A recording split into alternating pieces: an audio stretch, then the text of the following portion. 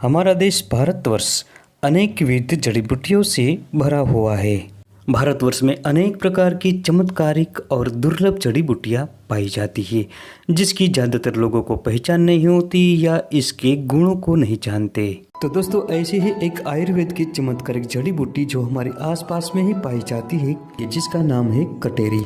ये लगभग सारे भारतवर्ष में पाया जाता है। कटेरी का छत्ता जमीन पर फैलता है और इस पर 1 से 1.5 इंच तक लंबे कांटे होते हैं। इस पर बैंगनी रंग के फूल लगते हैं जो आसानी से पहचान में आ जाती है। कटेरी का पौधा ज्यादातर पथरीली और रेतीली जमीन में उत्पन्न होता है। ये नदी के किनारों पर, सड़क के आसपास और खाली पड़ी जमीन में आसानी से मिल जाता है। इस पर सुपारी के समान गोल आकार वाले हरे रंग के फल लगते हैं। ये जब पक जाते हैं तब पीले रंग के हो जाते हैं। इसे तोड़ने पर इसमें से अनेक छोटे छोटे बीज निकलते हैं। दोस्तों, ये पहचान लीजिए, ये कटेरी का पौधा है।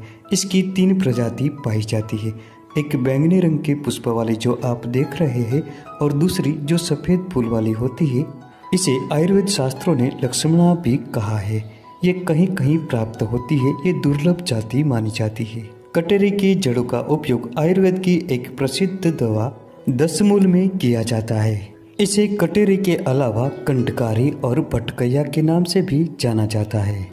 दोस्तों, ये दमा और खांसी की एक अद्भुत और चमत्कारिक बूटी है। इसके लिए कटेरी के ताजे और कोमल पत्तों को लाकर पानी से अच्छी तरह से साफ करें। फिर इसे किसी पात्र में अच्छी तरह से कूटकर कपड़े से छानकर इसका रस निकालें।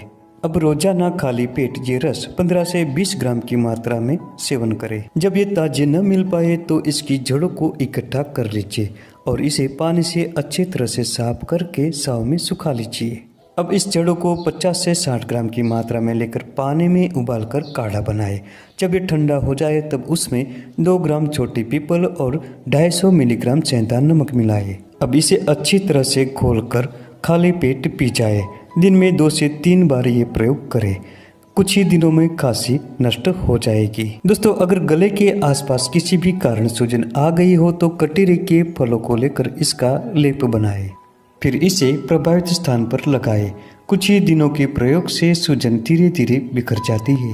दोस्तों, टीबी की बीमारी होने पर भी कटेरी का उपयोग किया जाता है। इसके लिए आपको बड़ी कटेरी के फलों को सूखा कर लेना है। इसके सूखे फलों के चूर्ण के बराबर मात्रा में मुनक्का और पीपली को मिलाएं।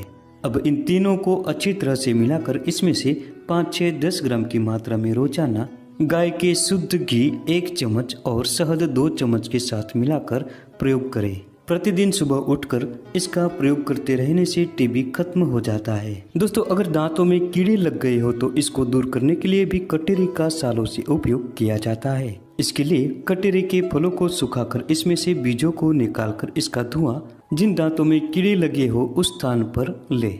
लगभग 5 से 7 मिनट तक धुआं लेकर लार को नीचे टपकाए।